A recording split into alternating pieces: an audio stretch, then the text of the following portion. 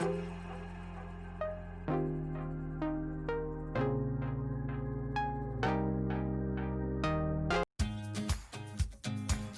on Sports is a program that teaches middle school kids how to write about sports as a way to inspire them to write. Right on Sports is theme-based education. It's about critical thinking, it's about interviewing, it's about building self-confidence. Our goal is ostensibly to help students improve their writing skills by writing about a topic of interest. And so in this case, sports. We define sports really broadly so that it makes it really accessible for students to write about something that they want to learn more about and care about. It's an incredibly important program. It gets these kids excited about journalism, and it's really cool that they can go and meet these athletes firsthand. I mean, that's an opportunity that not a lot of people have. We have a student-teacher ratio of 4-to-1, which means that in this 2-week program, a child is getting a really amazing personal attention about what they're thinking, about what they're writing, about how to write. It's so rewarding to come back and help these kids. I can see these kids are so willing to learn. I mean, they're here in the middle of the summer writing. Like, that's just the coolest thing to me. It's the middle of the summer, and it's 3 o'clock in the afternoon, and the buses are ready to take the students home. And the students are saying, no, give me 2 more minutes. Give me 2, I gotta get this last sentence down. I gotta finish this story. So to me, that speaks volumes about how engaged they are when they're here. You can't ask for more than that. I really like to write. You know, I'm planning on being a poet one day, and so writing is like really essential to me. So writing and planning on our future stories is the most important part of my day. Taking the tools from this program as they make career choices, as they make life choices. You can do anything you want as long as you put your mind and your heart to it.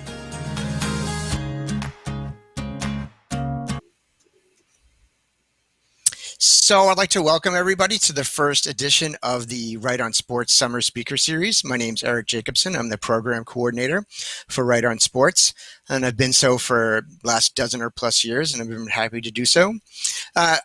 In that interview, in that little short clip in the beginning, you got a sense of what Right on Sports is about.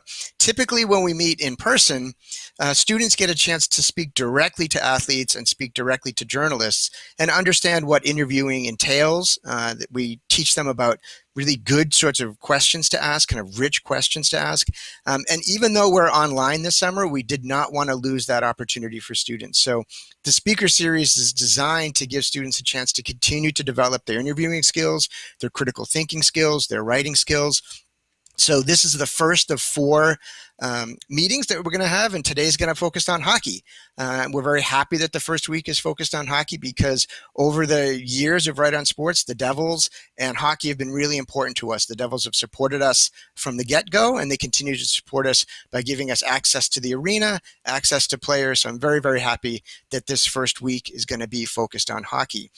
I'm going to be talking to Jamie Hirsch, host of the NHL Network On the Fly, and also Mackenzie Blackwood, goalie for the New Jersey Devils. And we're also going to get a couple of questions from students on camera and from students who are participating in the program this summer. So without any further ado, I'd like to get the program started with Jamie Hirsch and Mackenzie Blackwood. Hi, everyone. Thanks so much for having us. Yeah, thanks for joining us, Jamie and Mackenzie. So, this is a new world for all of us, kind of navigating technology and trying to do interviewing in a new way. So I hope you'll be able to stay with us through some of the inevitable bumps and sort of hurdles that we may face here in this interview. So my first question is for Mackenzie. So local goalie here in New Jersey. What was the transition like from your first year to your second year? Right, the first year you came up, you played part of a season. The second year, full season. What was the grind like going from kind of one half of the season to a full season in the NHL? It was a big difference for me because obviously in half the season you do half the work. Kind of you see half the season, you play about half the games. So it doesn't wear and tear on you as much because you're excited to first be there right away and kept kicking in the whole time. But when you get there in the second season, it's a long grind. There's 82 games. We played back-to-backs. We play 3-4 games a week, and it wears on you as the season goes. But I loved it. I thought it was great for me to finally get a full season under my belt, and I was really happy with the way it all kind of wrapped up, and well, not the way it wrapped up, but the way it kind of seemed to progress as the season went on. I think we started a little rough, and then things started to get a lot better as the season went. So I feel like it's a really good learning experience for me, and I think I'm gonna be lucky to take that into next year. What improvements in your own game did you see from your first season to your second season? A lot of the stuff I improved upon was more mental and preparation. You have to learn how to deal with playing all these more games and playing back-to-backs and all this more ice time. So I thought I just learned how to conserve energy when I needed it, and when to work extra out in practice and spend a little extra time when I needed it as well. So I just found learning the balance of knowing yourself and knowing what you need to do to be ready to go, and what happens when you make a mistake. So I think just for me, what I learned was more just skill aspect, not getting too low, not getting too high, just kind of riding the wave of the season and just kind of taking each day as it comes. All right, great. So Jamie, as someone who does journalism, as someone who covers the game, what has this shift been like for you to go from a full slate of games every night, every week, to all of a sudden no hockey for months at a time? How have you made that transition? It's been really sad, to be honest. I mean, I'm a fan first. And so to be, like you said, in the grind of the season, and, for us, our show is on 7 nights a week. I host 5 nights a week. And to just have that all come to a screeching halt was bizarre, scary, crazy at first. And then after about, I'd say almost a month, we started getting back to a lot of online shows. And that was a whole transition and tricky too, because, as we're dealing with this new age of trying to figure out how to do school online and whatever, we're trying to do our shows on NHL Network online as well, which has been really challenging. But it's also been, really fun in some ways, because we've kind of been able to relate to the viewers on a whole new level, I think. And certainly to the players that we have on our shows as guests, we're all coming to this show from our living rooms, from my bedroom, from our couch, wherever we are. And I think that has really helped us all kind of come together and just, either laugh about it or, be having conversations about how everyone's doing health-wise, safety-wise. And so it's been, there have been plenty of silver linings in an otherwise really negative situation. All right. What would you say is one of the most important things you've learned during? It sounds like it's been helpful in terms of thinking about the audience and connecting to people in new ways. One of the things that we stress in Right on Sports is that regardless of how old we are, we're always learning new things, right? We're learning new things about writing. We're learning new things about reading, learning new things about the world. What's a really important thing that you felt like you've learned in the last few months? Man, I feel like I've learned just how much we all have in common. I think this whole pause, and I'm not just talking about sports or being a journalist, but in general, I think everyone going through something like this where we're being told to stay home and think about other people before ourselves, think about their safety, wearing masks, things like that. I think everything has kind of made us all stop and think about priorities, our families. I've had a lot more time. I have a 1-year-old son. I've had a lot more time to kind of watch him grow up over the past few months. But I've also learned a lot of things in my own company in terms of how many people it takes behind the scenes to get something like this off the ground.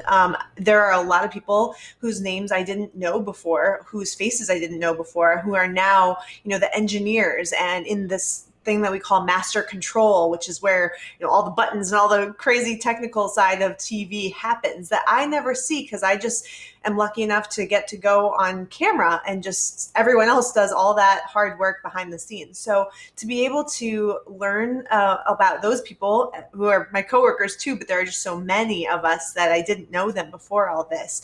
It's been really eye-opening to kind of see how much work behind the scenes goes into making television.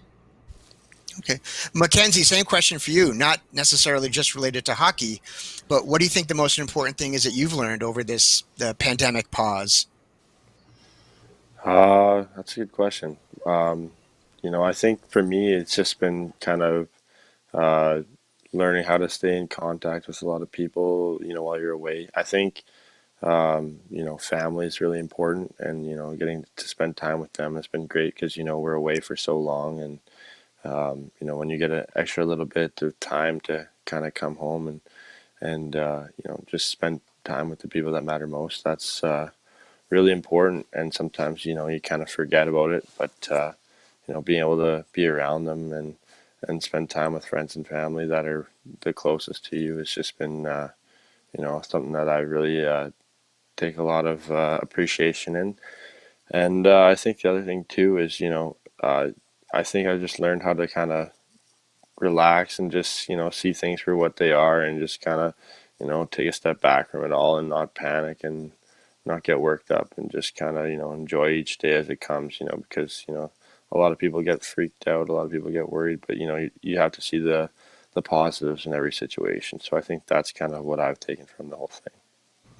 All right. So this is about now, but our students in the program also want to know about before. Our students are always interested in people's personal journeys to kind of get where they are now. So Mackenzie, Frayne, one of our students, Frayne, had a question specifically for you. What inspired you to play hockey? I think just everyone my age in Thunder Bay, pretty much starts playing hockey at some point or another. But I think my dad and my mom put me in when I was just a little guy. I was just a little Timbit. I was a forward, and I just played it for fun. And I didn't really have too much hopes with it. I like snowboarding a lot more. Um, and then when I was a little older, I took a year or two off of it. And then I came back, and I was about 12 years old, and then I came back, and I played that year as a forward. And in the last game of the year, our goalie didn't want to play anymore, so I went net, and I loved it. And that's kind of the story of how it happened. It was kind of a fluke, but then ever since then, I just kind of had a love of the game. But I think it was more by chance than inspiration. So, I think after that, it was just kind of I fell in love with the game, but I kind of stumbled upon it by fluke. Okay. My apologies. That was actually Alyssa's question. Alyssa, sorry to mess that up. So that was Alyssa's question. Frayne's question is for Jamie. So Frayne wanted to know, Jamie, what inspired you to be a journalist? I always say that I'm a fan first, and that is true. It's been true since I was a little girl. I remember actually a lot of the kids out there probably only know him as someone who's on TV now, but Randy Moss was an NFL wide receiver for the Minnesota Vikings. I'm from Minnesota, and he was a rookie and when I was in 5th grade, and he was amazing, and I became an instant fan. My dad loved the Vikings and the Twins and baseball, and so I just started. It started as something that became or that was just for me to spend time with my dad and just watch sports and see how much he loved it. And I wanted to learn so much more about it. And then I just became just a diehard fan, like especially for a kid. A lot of the kids out there probably know what I'm talking about. Like, you're just as big a fan as your parents. And so once I learned that I just really wanted to do something in sports, I remember seeing Michelle Tafoya on TV. She's a sideline reporter. She still is for Sunday Night Football. And I remember watching her and thinking, oh, wow, she's a woman, but she's talking about football and she knows what she's talking about. And she's really good at her job. And like, how cool to be, analyzing the sport and talking about the sport and interviewing these players at halftime and, getting injury updates. I just remember thinking that was really cool. And I had never really thought that was an option for women, for me as a little girl. So she's kind of always been my number one inspiration. And I decided when I was a high school student, I was a junior, that I wanted to just try it. So I got a friend who was into photography and cameras, and he just picked up like a little stupid video camera, and we went around and interviewed our high school football team before a practice and then after a game, and we put a little report together, and it kind of just turned into a bigger thing each week. And eventually that led to me asking if I could do something like that at our state level for the state high school tournaments, for state high school football, state high school basketball, and state hockey as well. And so they said, yeah, I guess let's get a high school student involved. And I was hooked. Once I got a taste of live TV and the excitement and being a reporter in sports was just all it took for me to really want to pursue that as a career. So that's how it all started. And, I've had a crazy path since then, but it started just by being a fan and wanting to do something in sports.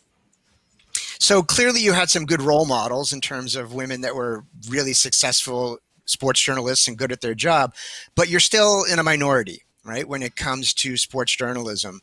Hashim, one of our students, wanted to know what advice you have for women who do want to get into sports journalism, or what you think key things are that women who want to be sports journalists have to consider. I have a phrase that I like to go by and encourage others to as well, and it's the separation is in the preparation. And that just means that the way that you separate yourself from anyone else who, whether it's a woman or a man or whoever, just the way that you can be the best possible person at that job is by preparing. And, I know that there is a little bit higher expectation on women, I think, to be prepared, because there's a lot of pressure that if you're not, then, there are still a lot of people out there that might say, oh, well, she doesn't know what she's talking about. She's a woman. And that's just really unfair. And so I think in order to not have those naysayers, I've always really tried to be the most prepared as possible so that I don't make as many mistakes, or I don't have anyone question whether I know what I'm talking about, because it might seem like, oh, you just go on TV and, it's really easy, but you want to know what you're talking about. Whether it's for a 30-second little report or even just one question that you're asking a player, you want to be informed and you want to be prepared. So I would just advise everyone out there, male or female, to really just be as prepared as possible for any interview, any live shot, or whatever opportunity it may be. Work on being prepared and as knowledgeable as possible. Yeah, this is something that we stress with the students during the camp, that even being on camera, there's a lot of writing involved, right? There's a lot of preparation. There's a lot of planning involved. You don't simply just sit down in a chair and have them turn the red light on in front of you. For both of you, there was a number of questions about women's hockey, sort of the future of women's hockey. We've had the suspension of the Professional Women's League.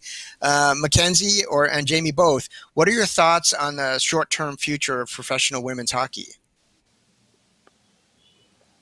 I'm not too well informed, honestly, about women's hockey or kind of the struggles about that. But maybe Jamie, if you want to take that one. Sure. Yeah. I have had the chance to cover a lot of the U.S. Olympians and several women's hockey players throughout my career. And first of all, they're phenomenal.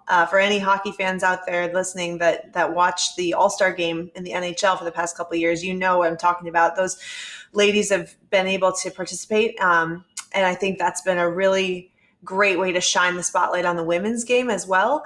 I think that it's going to have to take what happened with the WNBA, where they have to have the full support of the NBA and the specific teams, the NBA partners, in order to really get on board. I know the Devils have done really good work with the Riveters at one point, but now, things are kind of in flux in the women's league. So I think, if we could see the NHL and specific teams really partner with women's teams and promote each other, get that brand going, get, tickets promoted and everything, I think that would be a really great step. But Mackenzie, I'm sure you can even relate, just growing up in Thunder Bay, there's probably so many really talented women there too that you'd probably like to see a little more growth in the women's game as well.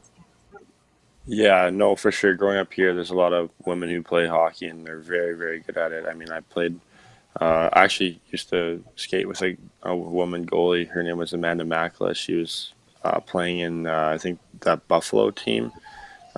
She was amazing. Growing up, she was better than I was. So uh, she was fantastic. And then there's a few other girls that, are from my hometown that are around my age that, played in Sweden for a bit. So, there's a lot of really good women hockey players, and they're very talented, and we really respect how hard they work, and like what they are all about, because they play basically for the love of the game. So I think they deserve to have that support, and everyone standing behind them for sure. So I mean, I would love to definitely be supportive of something like that if this could all get a little bit more press behind it, or get a little bit more support from the league and the teams, because I know there's a lot of people from around this area and in Canada and around New Jersey area that would definitely love to support them.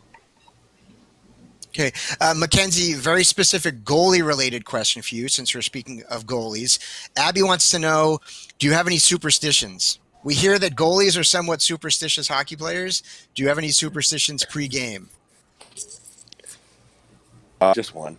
I'm not superstitious, but I do have one every time, and I don't know if it's more routine than a superstition, but I definitely can't play without doing it. So I like to make a nice ice cold bathtub, and or like cold tub or whatever it is, and then just kind of go in there for 10-20 seconds, like all the way up to my neck, right, make the ice right as cold as I can, and then put my gear on right after that and go on the ice. So that's kind of my one superstition, is before every game, before I put my gear on, I just have to take a really cold ice bath.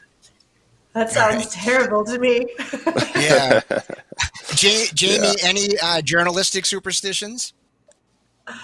Unique New York, unique. No, I'm just kidding. I don't do any Ron Burgundy style tongue mouth exercises or anything. I think, I don't have any superstitions to answer your question. But I think the biggest thing that I try to keep in mind, especially anytime I get a little bit nervous, because that does still happen, especially in a big moment, if I'm about to interview Wayne Gretzky, or if I'm about to, interview a player after the Stanley Cup final. I just try to remember that, this is sports. It's not rocket science, and we get to have fun talking about this. This is amazing to me that it's my job.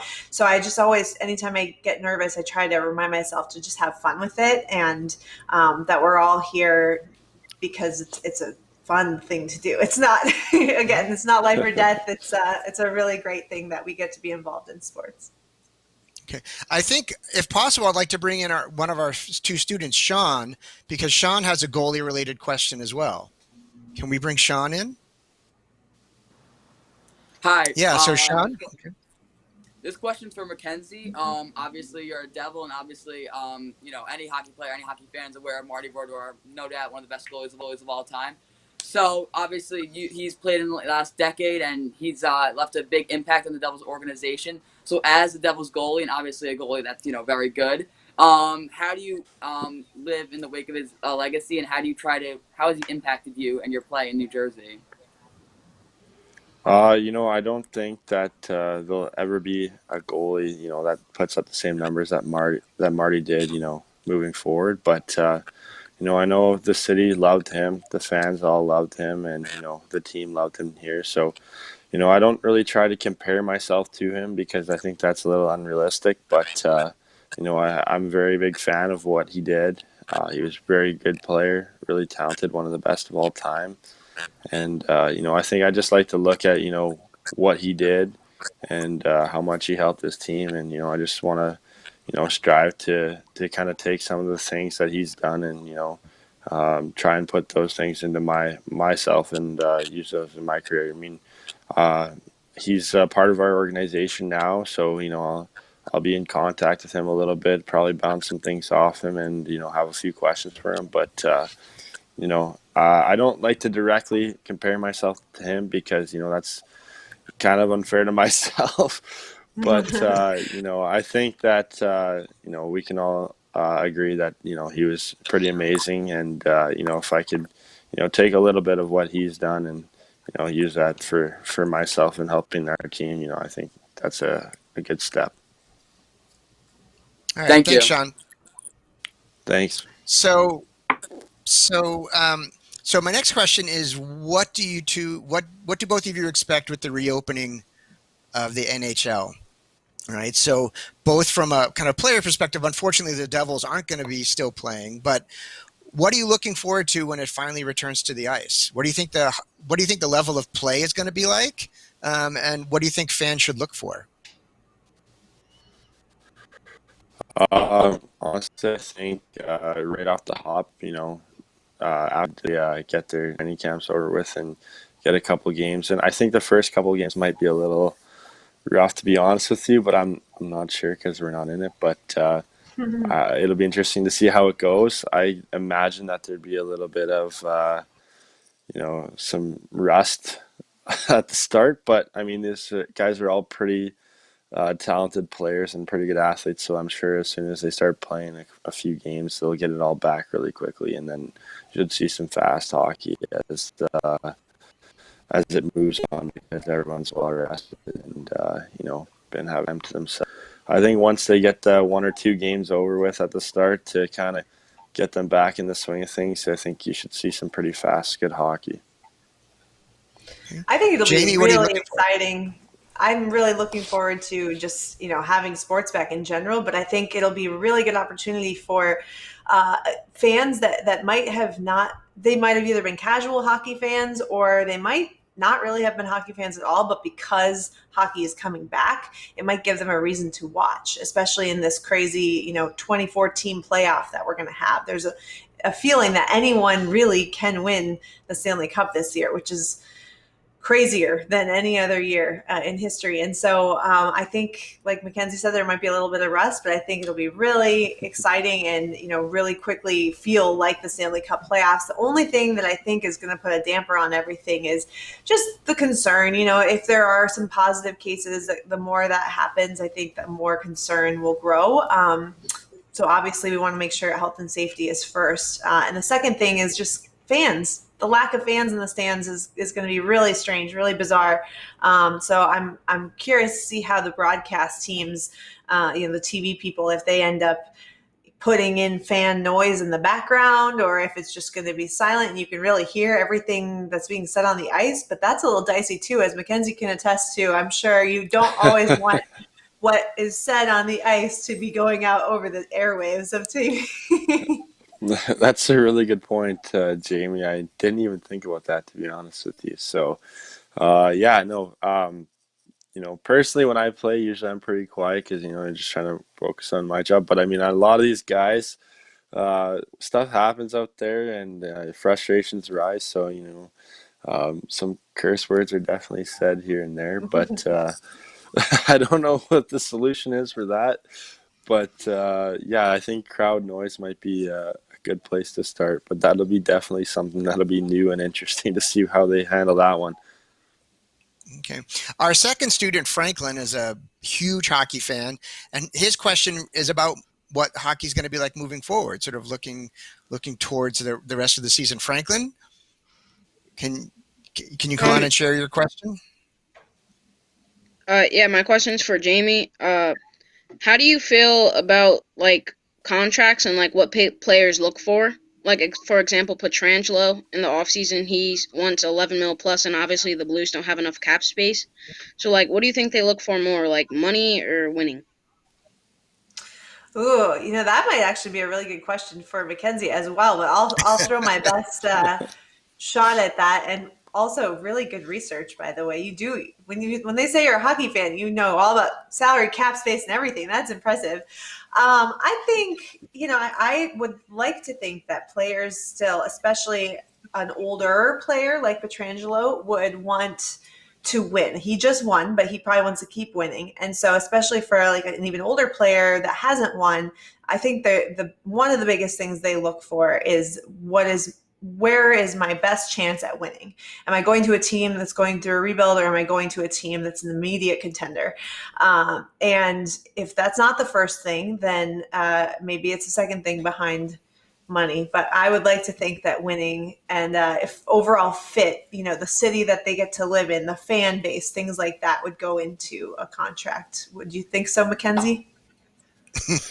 Yeah, I think there's a lot of factors that go into it. I mean, money is one aspect, but I mean, everybody's different. For me, that's not the end all be all of kind of what my motive is. I mean, I would definitely want to win, definitely want to be in a place that's winning. Losing's never fun.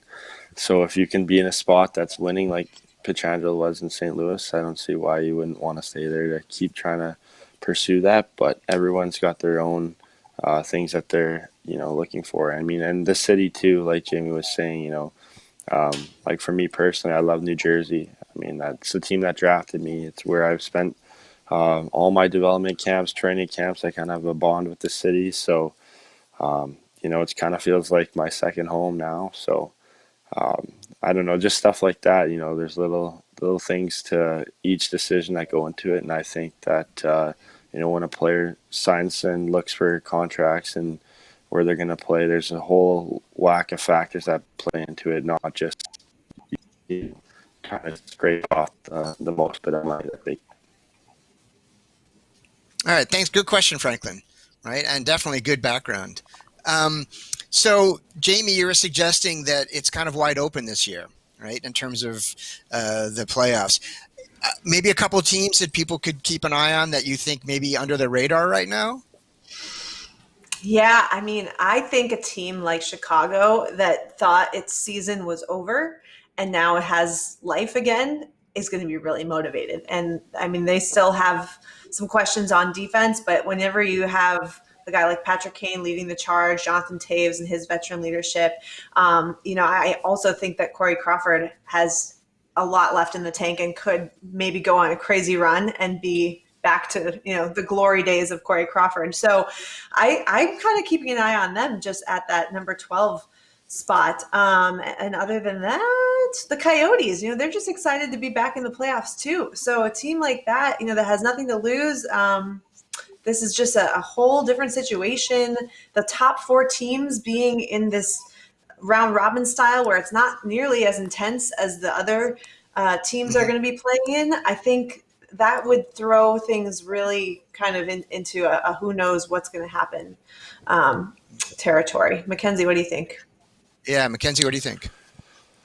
As much as it pains me to say this, because they're one of our big rivals, I think, I think the Rangers are quite the juggernaut there. They're kind of a run and gun style offensive team. So I think coming back to the study, they might be well suited to kind of surprise a few people. I mean, I don't really like saying that. I don't like the words coming out of my mouth, but I remember every time we played against them, they were pretty offensive and high octane games. So I think that if they can get into kind of a shooting match, kind of like a barn burner game, they can definitely steal a couple. Along those same lines, any young players, I mean, besides yourself, of course, Mackenzie, that fans should keep an eye on? A good friend of mine, and obviously highly touted, but this goalie in Philly, great kid.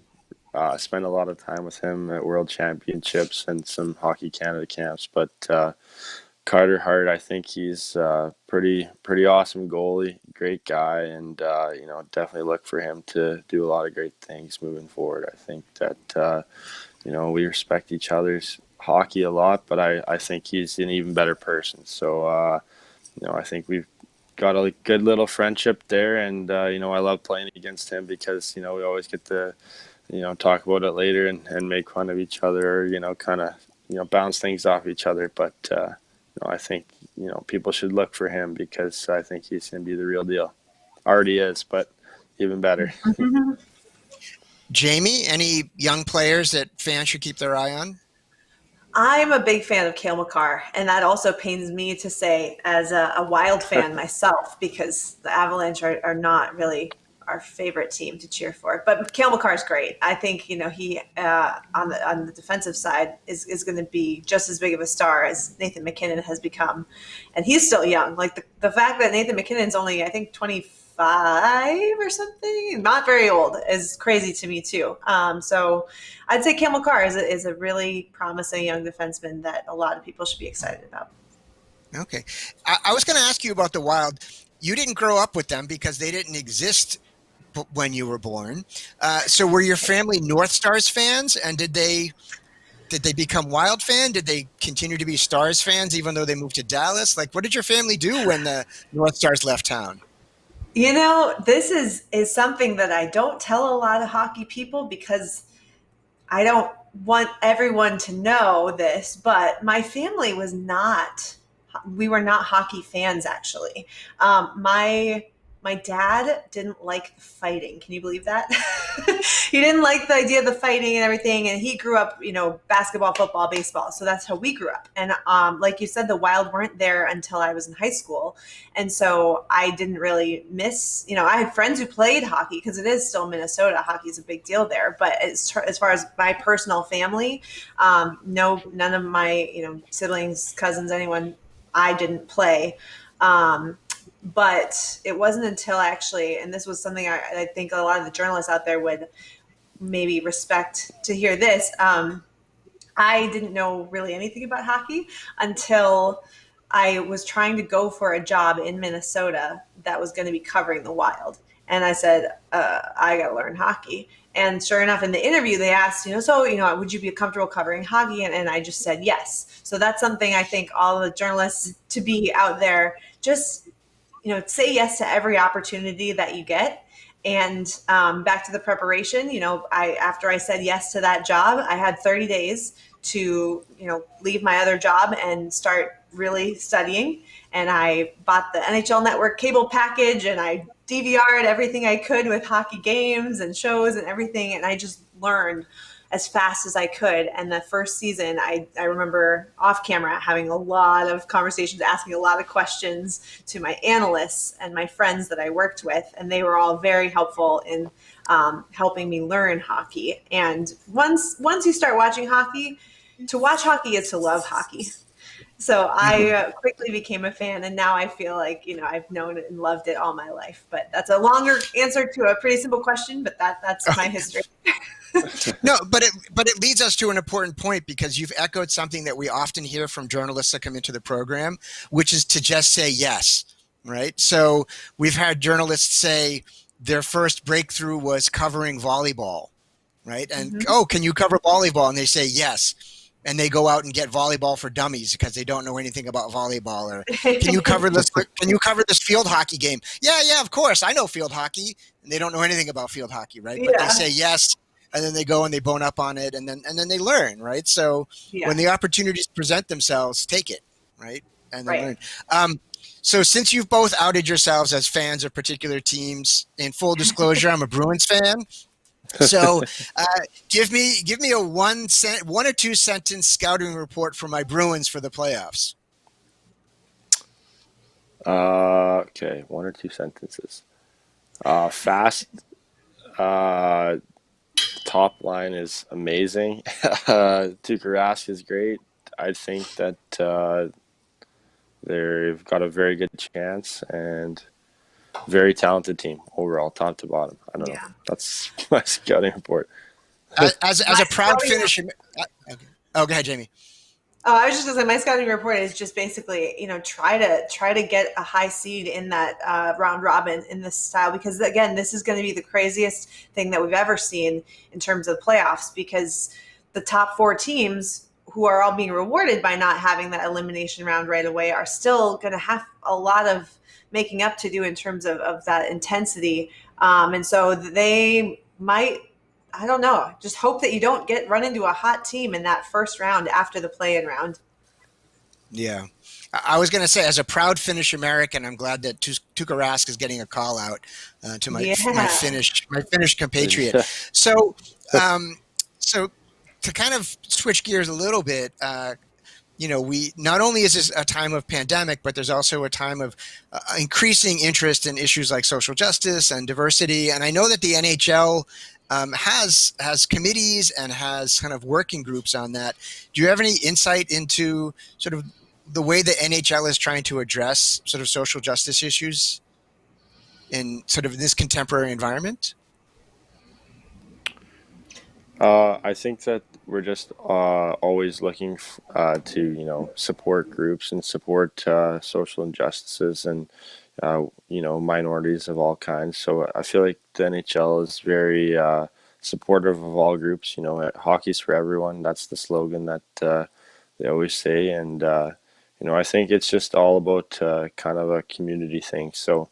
The NHL is supportive of a lot of groups, a lot of people, and all minorities. So, all season long we have different kinds of charities or support games and all that kind of stuff. So I think the NHL is just a very widely, accepting sports league, and really pushing for equality and all. So I think it's a great platform to be able to spread awareness and really help people, come together and support each other. Yeah, and I think this is just kind of, sports and hockey in particular, a microcosm of what's been going on around the US and the world. And so, we've seen the Hockey Diversity Alliance just be formed, which is 7 either active or recently retired players who are Black and have come together to say enough is enough and things need to change. Even though Mackenzie says, hockey does have that slogan, hockey is for everyone, and they're trying to bring awareness and really be inclusive. There's a lot more work that needs to be done. And I think the sooner that we all admit that and work on that and start having these conversations, which I think this pandemic has been good in forcing us to look at our beliefs and our history and how we want to be better, no matter who we are. And so I think, sports is no exception to that. And a lot of really great things are being done and conversations are being had to try to figure out how we can increase the inclusivity and get more people out there. Because one thing I just want to end on really quick is the idea that if you see it, you can be it or you can believe it. And back to what I said about seeing Michelle Tafoya on TV as a woman was the only reason I started thinking, oh, I could do that. And no one ever told me I couldn't, but I just didn't really think I could because I didn't see it. And so if we have, more people of color who are, coaches or certainly players or reporters or, the general managers, team presidents, all of that, just helps other young kids out there see themselves being represented and thinking I could do that someday too. Mm-hmm.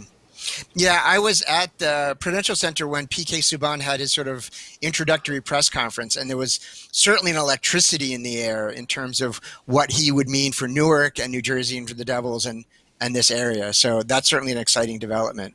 I wouldn't be doing my job as a journalist if I didn't try to get a scoop. So we don't know where the bubble cities are going to be, but there's rumors about the bubble cities. Any hints that you've heard about where the bubble cities might be? I'm kind of off the grid with that right now. I mean, we're not involved in that. I've just been up here working out. So it's not in Thunder Bay. It's not in Thunder Bay. I can tell you that officially, it's not Thunder Bay. But as far as where it's going to be, I mean, my guess is as good as yours. Jamie? I just think that, we have a couple of really great insiders that do get scoops and we have them on, from time to time. And I think they're pretty spot on that Toronto and Edmonton make sense. And I think that we'll hear an announcement probably within a day or two. Because they are hoping to start training camp on Monday. So we've got to get this thing ratified and signed and agreed to, because here we go. All right, fingers crossed, everything's going to go well. So I know we're coming to the top of the hour, so I want to thank both of you for your time. It was really, really interesting hearing from you. Any last words that you want to leave the audience with and the students with in terms of, your professions and as, both of you are accomplished in what you do. So any words of advice? The one thing I can say is, do something you love, find something you love, and, just keep working towards that because, life's too short to be unhappy. So try and find something you love and try and make that your life because, no one wants to go do something that they don't want to do every single day. So if you wake up and you're doing something that you love, you're not really working a day in your life. I know it's cliche, but it's kind of true. So the thing I would say is, find something you love, work for it, and, just believe that it can happen. So I'll just leave them with that. That's a good one. I love it. I totally agree. And as far as any advice for anyone who wants to be specifically on camera, I would say, just be yourself and really find whoever that is. I know that's also cliche, but here we are, sports people talking in cliches.